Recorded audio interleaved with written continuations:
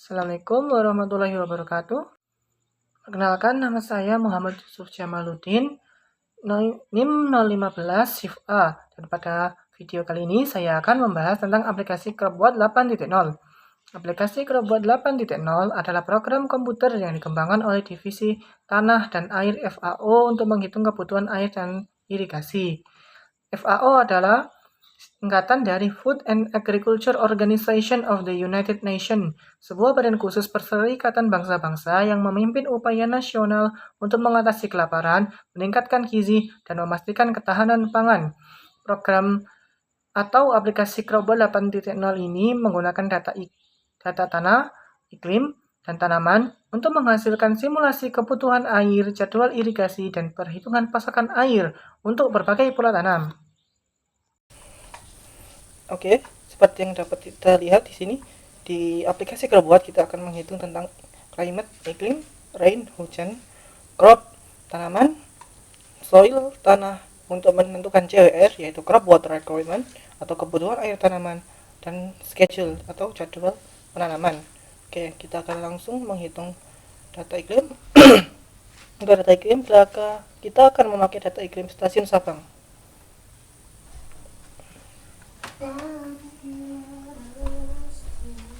Country Indonesia,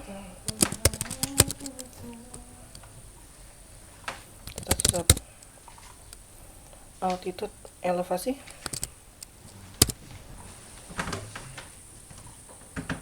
altitude,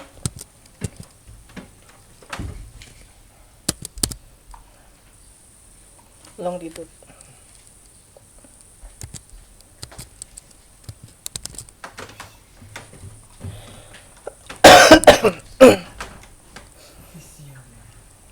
Data iklim seperti biasa kita akan menghitung data tentang minimal temperatur, maksimal temperatur, humidity atau kelembapan, kecepatan angin, dan lama penyinaran.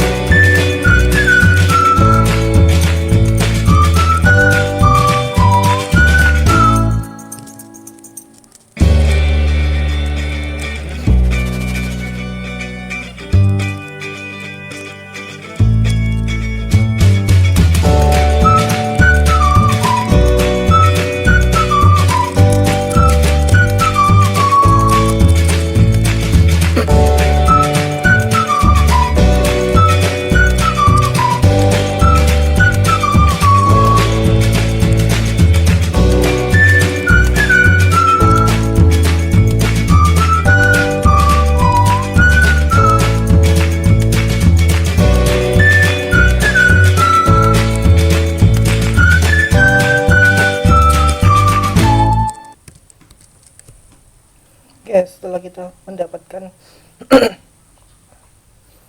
hasil dari data iklim, kita akan lanjut ke data hujan.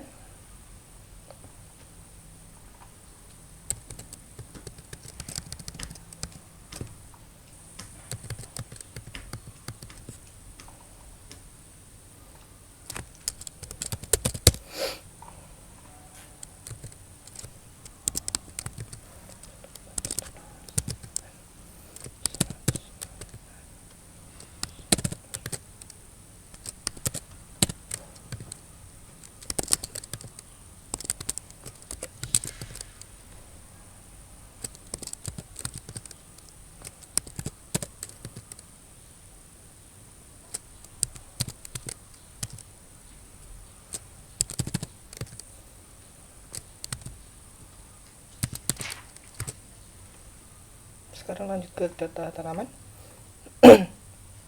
Untuk tanamannya kita akan menggunakan tanaman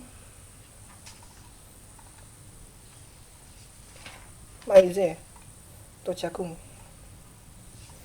Oke, dengan memasukkan ini kita akan mendapatkan KC, nilai koefisiensi tanaman, stage atau tahap dalam pertumbuhannya yaitu 20 hari perkecambahan, 35 hari perkembangan, 40 hari tahap pertengahan atau peralihan dari tahap vegetatif ke generatif, dan tahap generatif yang membutuhkan total 125 hari. Lalu kita juga akan mendapatkan data lain seperti ketinggian akar dan juga titik kering permanen dan respon terhadap pupuk. Lalu juga data opsional ada yaitu ketinggian tanaman. Sekarang kita ke soil. Untuk soil kita akan menggunakan data dari black clay soil. Nah, kita akan mendapatkan data seperti ini yaitu total kelembapan tanah dengan satuan milimeter per meter, dan maksimum rate infiltration atau tingkat infiltrasi tanah yaitu 30 mm per hari, dan ketinggian akar maksimum yaitu 900 cm, dan data lainnya. Lalu kita akan langsung lanjut ke data selanjutnya yaitu crop water requirement. Di sini tabel dari crop water requirement atau kebutuhan air tanaman sudah terisi karena kita sudah mengisi 4 data sebelumnya yaitu iklim, hujan, tanaman, dan tanah. Seperti yang bisa kita lihat, ini adalah jadwal dari kebutuhan air tanaman dimulai dari Mei sampai September. Dan ini adalah tahapnya: inisiasi, development, mid, and late. Setelah itu kita akan langsung ke schedule. Dan planting date-nya dimulai dari tanggal 4 bulan 5. Oke, untuk schedule. Ini adalah jadwal irigasinya. Dimulai dari 6 Mei, hari ketiga, tahap irigasi, hujan 0 mm, KS atau koefisiensi tanaman 1, eta evapotranspirasi aktual, DEPL, net irrigation, defisit, loss, dan data lainnya. Lalu kita bisa melihat detailnya di tabel di bawah. Total gross irrigation atau total irigasi kotor adalah jumlah air yang disalurkan atau digunakan untuk irigasi, termasuk air yang hilang atau tidak digunakan secara efektif karena faktor seperti evaporasi, per lokasi, dan kehilangan dalam sistem distribusi. Lalu kita juga memiliki data dari total net irrigation, yaitu kebutuhan air irigasi bersih. Total kebutuhan air irigasi bersih adalah jumlah air yang dibutuhkan untuk mengairi tanaman dihitung setelah dikurangi curah hujan yang efektif. Lalu data kebutuhan air aktual bagi tanaman, kebutuhan air potensial bagi tanaman, efisiensi jadwal irigasi, data hujan efektif, total air hujan yang hilang karena evaporasi, defisit kelembapan dalam defisit kelembapan saat panen, dan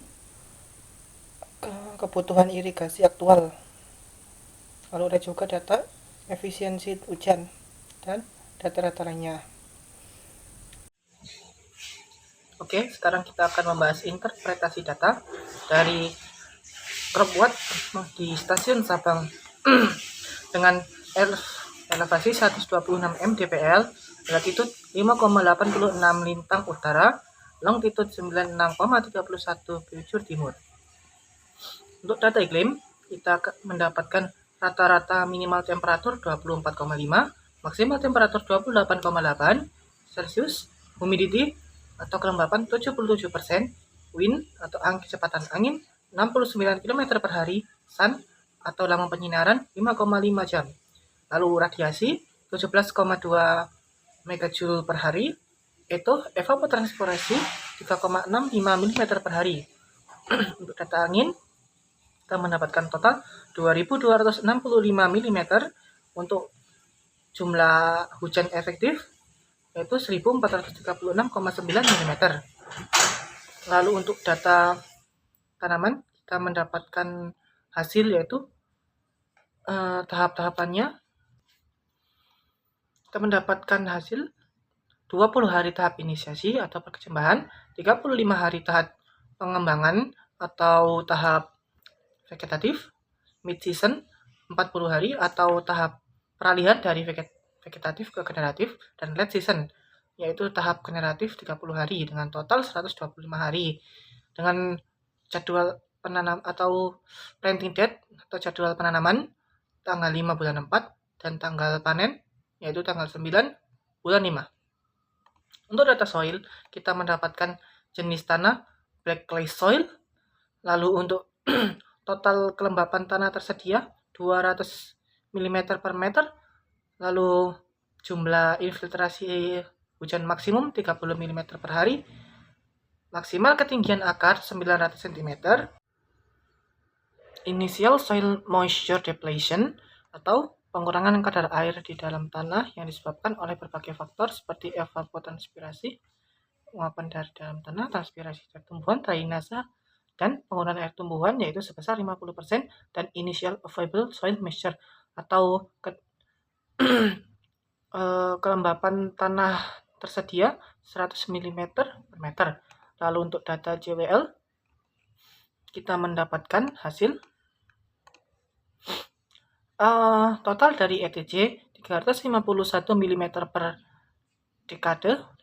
Dalam konteks ini dekade adalah 10 hari, jadi mm per 10 hari. Jumlah hujan efektif 422,3 mm per dekade. Kebutuhan irigasi 29,7 mm per dekade. Lalu untuk schedule, kita akan mendapatkan hasil total gross irrigation atau irigasi kotor 53,9 mm, total net irrigation atau irigasi bersih 37,8, total hujan yaitu 530,4 mm, total hujan efektif yaitu 408,5 mm, dan total hujan yang hilang yaitu 121,9 mm.